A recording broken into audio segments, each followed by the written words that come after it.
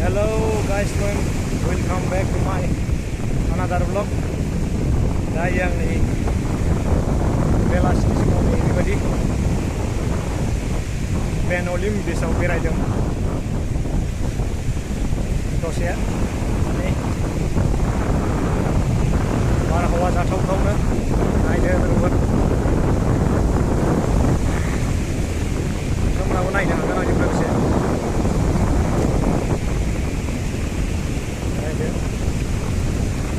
Berat समायना माने बे जायगायाव 7:00 सान हाबोगासिनोमोन 7:00 पुरानो दायो 6:00 जाबाय टाइमा 1 घन्टा दंबावो आरो सान हाबनो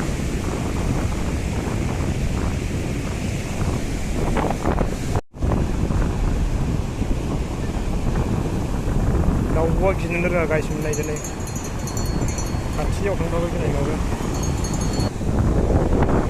सान हाबथारनोसै गाइस मोननाय सान हाबनायखौ दिन्थिगोन आं नोंसोरनो सान हाबनायखौ माबायदि जायो नै मानसिफ्रा दासिमबो दुगैगासिनो नुबाय दा बिराद समायना रमायना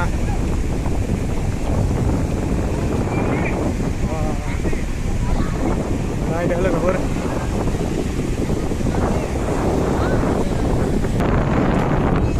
नायदो लोगोफोर नै माबायदि बिरखोलाङो नैबे जाहैबाय दैनि बाइक बिलुनाव नै बिराद गोलाव एरिया गायसोमोन बियो जोबनो गैया ओरै थां माने जायगानि नामखौल' आलादा आलादा बेनलिम बबेबा गलबा बबेबा माबा जायगा नाम आरोखि बे बाइकआ माबायदि मोसागासिनो नायदो नै रेस्टुरेन्ट एरिया मोनायाव डेन्जार जाबावगोन बाहाय मोसानाया नायदो लोगोफोर माबायदि बाग्लायो आस्तेनो जि मोजां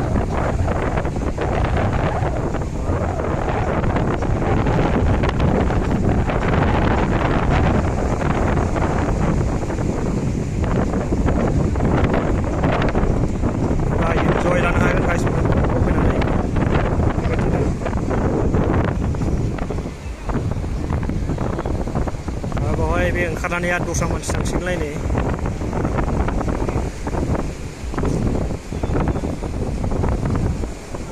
सासे ओंखारबाय सासे गाखोलांफालायबाय बे हिन्जावा हनै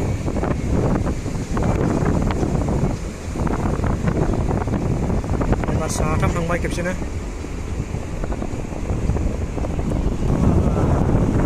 ओइहाय बे नाव फिसा दं दा जों खानानै बोयो आरोखि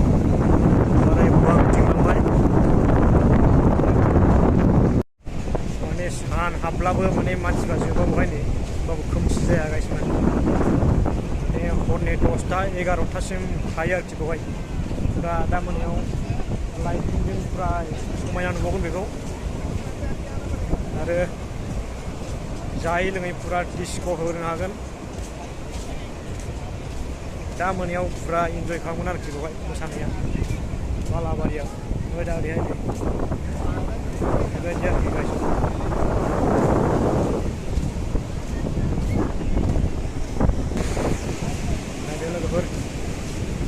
इन्जय खालामनो हागोन आरोखि ना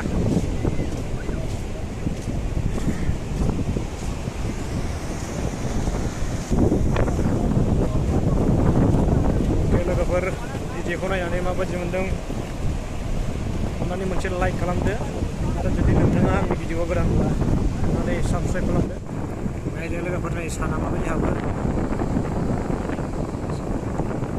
साना नै माबायदि हाबो बैलांगासिनो नै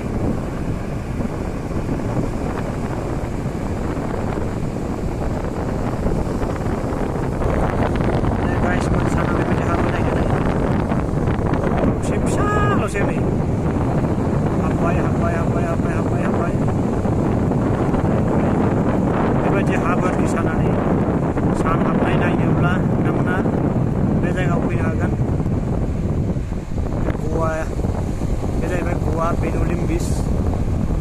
बीच।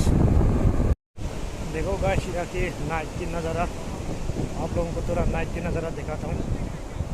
नायनो हागोन बेवहाय फुरा जानाय लोंनाय जागासिनो दं बे बीच एरियायाव, बेहाय नायनो हागोन।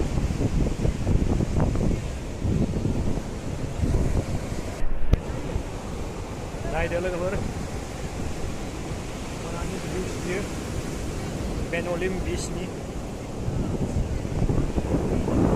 बेहाय उनाव हागोन। Okay guys, subscribe, like, comment please.